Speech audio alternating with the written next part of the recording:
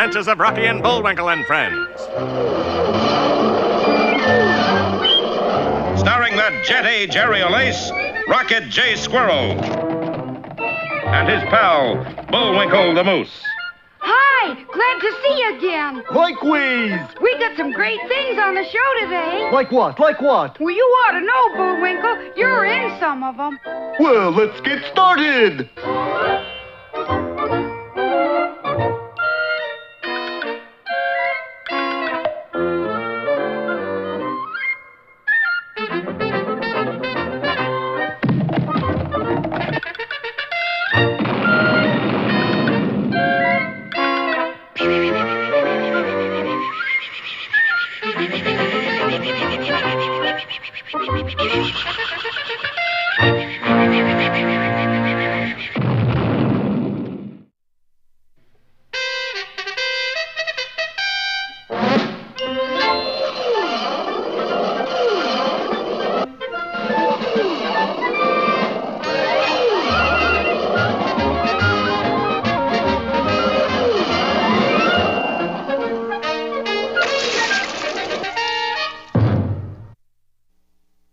Well, as long as you're back anyway, I might as well explain what's been going on.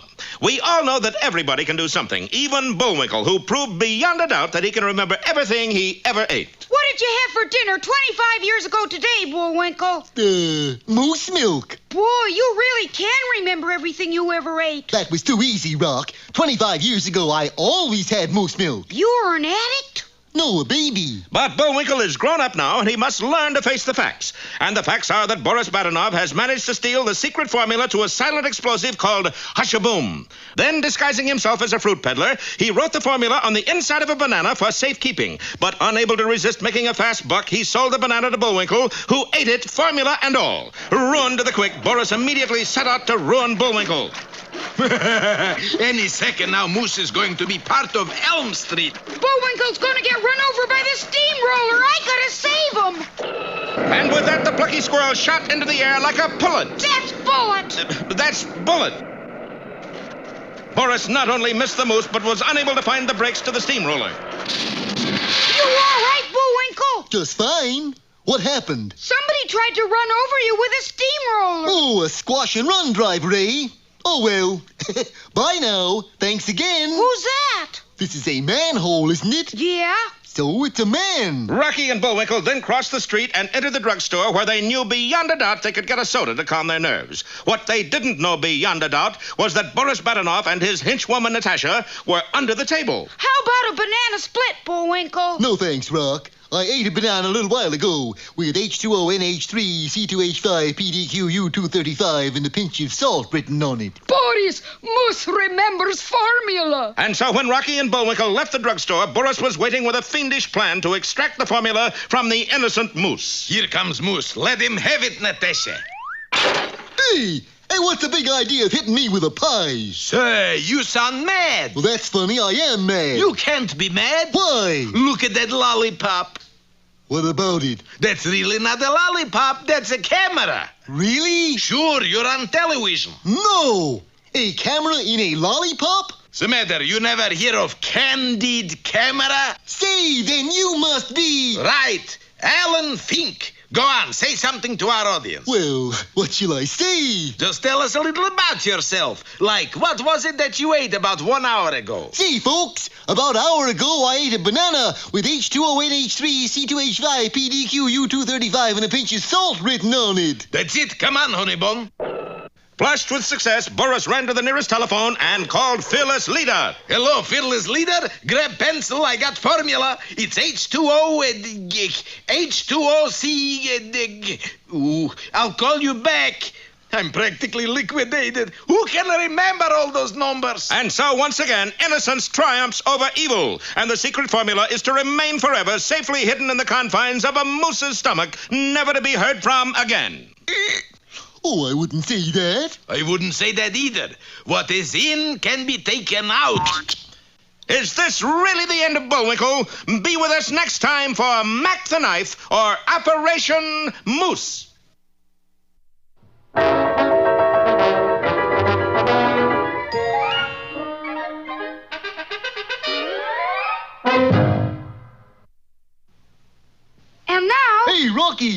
Watch me pull a rabbit out of my hat. Again? Nothing up my sleeve. Presto! Ooh, don't know my own strength.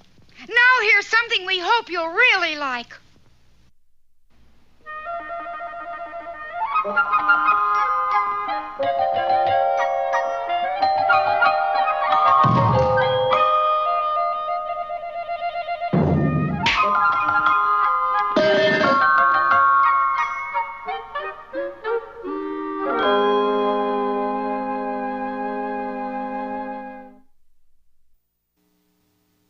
Once upon a time, many years ago, there was a man who, upon meeting a friend in the streets of the kingdom, said, Achoo! and his friend, knowing the proper thing to do, of course, said, Gesundheit.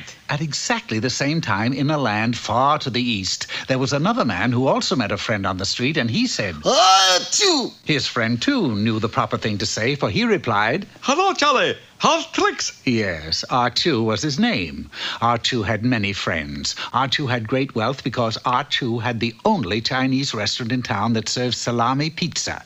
Archu also had a fine son who greeted him one night with a question. Honorable father, I should like to marry and settle down. May I have your worthy permission?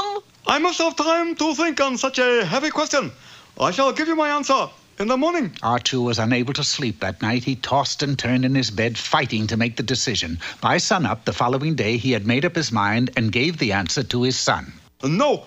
My father wise as boiled owl, but can he give one reason why I cannot marry? Yes. And that all being?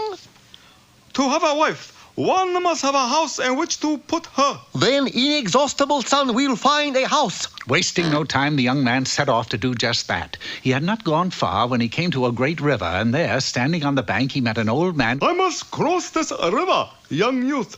Help me, and I shall tell you a secret of good fortune. Knowing that a secret of good fortune could very well aid him in his quest, the lad agreed. But it was a rougher trip than what the aged one had expected. However, he kept his promise and told the young man the secret. Yes. Oh, honorable, hooray! What a fine secret! Following the old man's instructions, the boy hurried off into the forest, where he soon found a grove of lychee nut trees. Picking up one of the lychee nuts that had fallen to the ground, he cracked it open. And with a blinding flash, a fine house popped out. A short time later, he once again stood before his father. No? No. What excuse to being this time? Excitable son has a fine house. Yes, but there is still one thing you need before you can marry. $1 to chicken fly lice, he say, a sweetie. That thing is a sweetie. You see? Honorable father, wait right here. Swift son, be right back. Quickly returning to the grove of lychee nut trees, he selected the largest lychee nut he could find. Then, with a sharp rap, he cracked it open. And out popped the most beautiful maiden he'd ever seen. Oh, hot diggy dog, what a being a sweetie if ever I see one. This time, R2 found no further objections and at last gave permission for his son to marry. The wedding was held and there was a great celebration. R2's son was now the happiest young man in the land, but it wasn't until after the wedding that he realized that his new wife seemed different somehow. For the first thing she did when he took her to his house was jump into a corner and stand on her head. Big honorable pardon, but why is a former sweetie, present wife, a stand on head? And she answered, Why not? Unable to think of a good reason, he let it go. It was some time later that the young man, while returning from the marketplace with his purse jingling with coins, met a robber. Oh, he knew it was a robber because the rogue wore a mask and very clearly said, Stick 'em up. Fearing for his life, the lad streaked for home with the robber in hot pursuit. Dashing into the house, he quickly told his wife, Dishonorable bad guy after me. Oh, please, do not tell him. Frightened husband is hiding with money in cookie jar. Go away, please. I cannot tell you that frightened husband is hiding with money in cookie jar. Oh! A short time later, the robber and the money were gone. His wife was again standing on her head in the corner, but he didn't bother to ask her why. Instead, he said, It's very cold. I wish to warm myself. Please, cookie wife, start a fire. She did. It was in the bedroom, and the house was burned to the ground. This was more than the boy could stand. If I live to be 22, never again will I get a sweetie out of a lychee nut. It was then that his wife did the strangest thing of all. She began to bake fortune cookies over a small open fire. What was so strange about it was that when he broke them open, there were real fortunes inside. Oh, diamonds, rubies, gold, 1928 nickels, Wilkie buttons. I'm rich. Yes, he was rich. And the more fortune cookies his wife baked, the richer he became. Of course, his wife still stood on her head from time to time, but the boy loved her, and he called her his bargain because she was 50% off. And they lived happily ever after.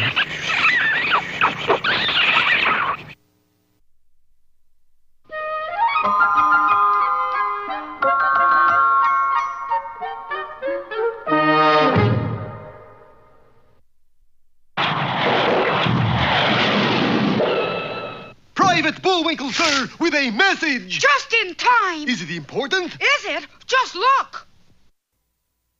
Hello, poetry pals. I'm wearing this Old Mother Hubbard because today's poem is Old Mother Hubbard. Pretty slick, huh?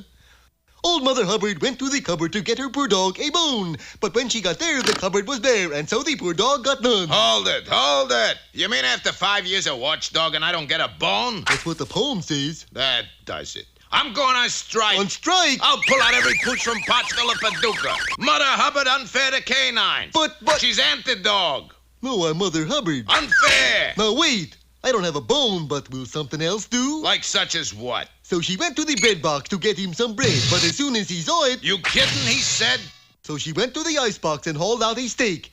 And as soon as he saw it, he started to shake. Oh, boy, oh, boy, oh, boy. That's okay, huh? Well, it's not a bone, mind you. Well, then... It'll do. Now, here's your new watchdogging contract. How come it's all tattered on the edge? That? Those are the fringe benefits.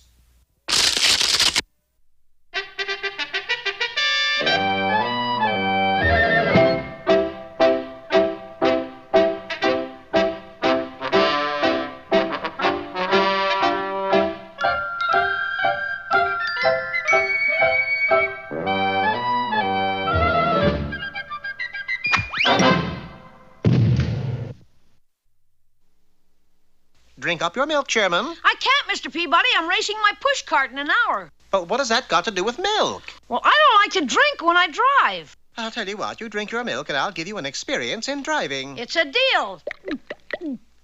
I wiped off Sherman's mustache and then set the way back in roads for the state of Indiana in the year 1910. Who are we going to meet, Mr. Peabody? The man who won the first Indianapolis auto race, Barnaby Victor. We entered the Wayback and arrived at the Speedway as the race was about to get underway. Two ancient vehicles stood idling at the starting line. Which car belongs to Barnaby Victor, Mr. Peabody? The one without wheels, Sherman. Mr. Victor, don't you know your car hasn't got wheels? That's all right, Sonny. It doesn't have any gas either. And sure enough, his machine fell silent. How do you expect to win the race? I don't. Not with carbon dioxide running against me. Carbon Dioxide was Spain's most famous racer, a man who would stop at nothing to win a race. Buenos dias, senor loser. Golly, Mr. Peabody, you said Barnaby Victor would win this race. And so he shall, Sherman. We must put tires on the car and refill the gas tank. But there's no time. The starter's ready to wave the flag. Well, I took care of that by switching flags. Instead of the usual one, he waved a flag bearing the words, "Hooray for Cornwallis." The police arrested him as a radical, and the track sent out for another starter.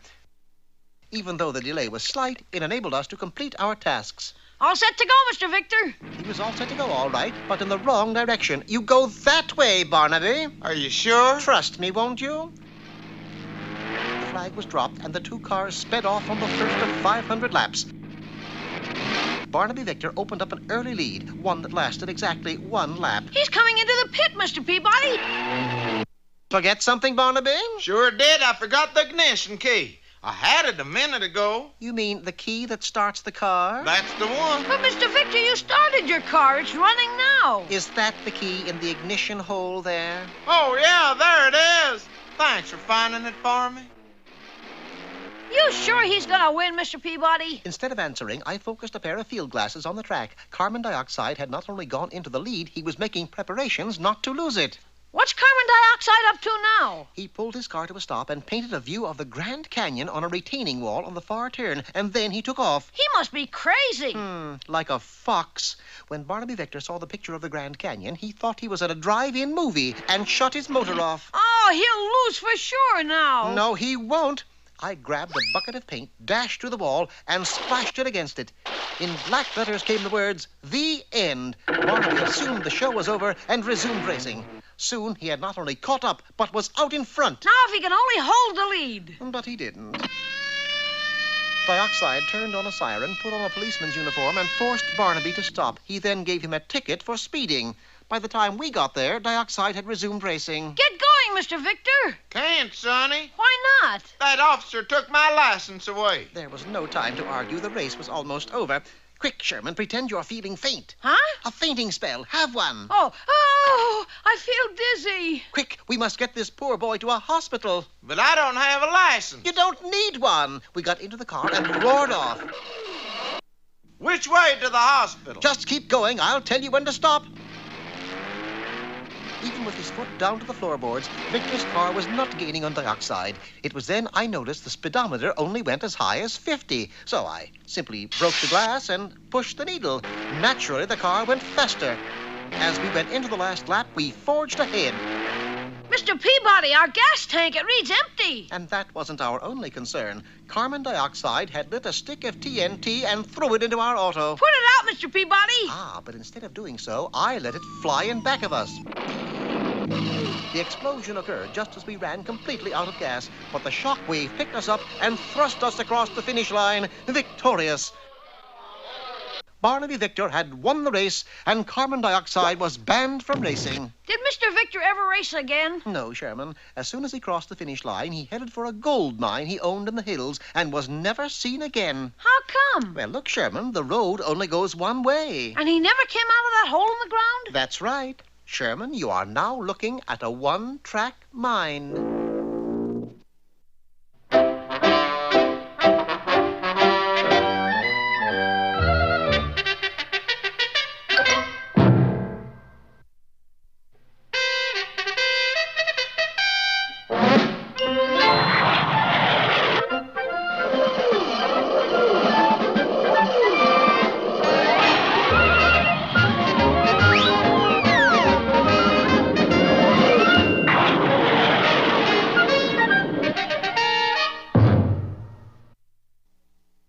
Seven out of 10 doctors agree that stomach trouble is both universal and profitable. But Bullwinkle, what are those little A's and B's? The A stands for apple. And the B? Stands for banana. I ate one on St. Swithin's Day. When? St. Swithin's Day, 1943. Wow. yes, Bullwinkle has the rather unique ability to remember everything he eats. The trouble is that Bullwinkle ate a banana on which Boris Badenov had written a secret formula. I will get formula back even if it kills Moose. Oh, I am so happy you see things my way, darling. Let's go. Boris, wait! On the corner. Wait on the corner for what? He's a policeman. How do we get past him? Phooey. Who's scared of policemen? And folding his switchblade knife and putting it in his hat, the smug Boris walked right up to the policeman and said, Officer, would you hold my hand across the street? Certainly, little fella. Say, that's quite a moustache you got there. My mommy drew it for me, didn't you, mommy? That's right, darling. Well, give me your hand, little lad. Take my hand. I'm a stranger in Steubenville. and the unsuspecting policeman led Boris and Natasha right across the street. There you are, me bucko. And the kindly policeman patted Boris on the head. Unfortunately for the villain, his switchblade knife had a hair trigger and... Sainted Aunt Agnes McGee, what's that? It's a fingernail file. A 12-inch nail file? I got 12-inch fingernails. Come along with me, you're under arrest. As a spy? No. As a crook? No. As a killer? No. What then? As a juvenile delinquent. And so Boris Badenov, scourge of civilization, was taken to juvenile hall, given a hot bath, dressed in sleepers, and tucked in for the night. Next day he appeared in court, was lectured by the judge, and his switchblade taken away. Then he was released in Natasha's custody. Yes, sir. Yes, sir. Oh, Natasha, the disgrace. Me, world's greatest villain, a juvenile delinquent. What will fearless leader say? Oh, cheer up, sonny, you. Don't call me Sonny. Boris Badenov, calling Boris Badenov. There he is now. Fearless leader. Hello, fearless leader, old body boy. You got secret formula yet, Badenov? Not yet, but any minute now. You know me. That's why I keep checking up. Well, your time is running out. Goodbye, Sonny. Oh, boy. Well, of course, now Boris knew he had to get Bullwinkle off to some deserted spot where the police wouldn't see him. Okay, here is what we do. Boga, roga, poga, doga, boga, roga, boga, boga. I can't understand a word you say, Boris. Speak up. Ooh, I said boga roga poga doga boga roga boga doga. That's what I thought you said. You think I'm gonna let every Tom, Dick, and Gordon in on the plot? Apparently not, for just a short time later, a familiar-looking figure pedaled a bicycle up to our heroes and said, Telegram for Moose, telegram for Bullwinkle. Here, boy. Sign here. Okay. You're supposed to sign name. That's an X. It's my middle initial. Oh. And here's a nickel for your trouble. Nickel? Couldn't you make it a dime? I got 2 wives and baby goldfish to support. Make it 7 cents. Okay, I give up 1 wife. Cheapskates. What does the telegram say, Bullwinkle? Oh, boy, get a load of this. Congratulations, you have been chosen to spend a free weekend at Lake Kitchy Itchy Lodge. Signed, the management. Isn't that nice? well, no. For if Bullwinkle had only known anybody who spent a weekend at Lake Kitchy Itchy Lodge stayed there permanently. But we'll find out more in our next episode, 2 Days to Doom, or The Last Weekend.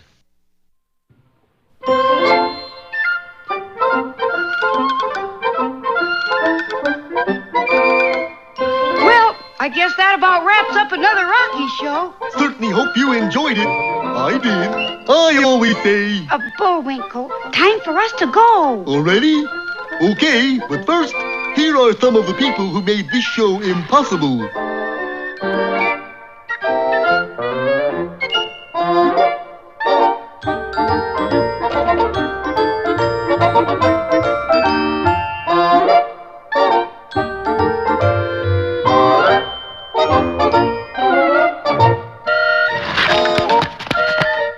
That's not all. The fingers get tired.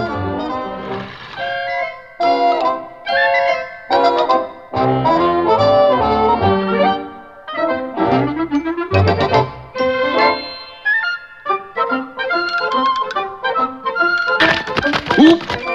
Got away from me again. Well, see you next time. Ready, Bullwinkle? Hurry! Oop!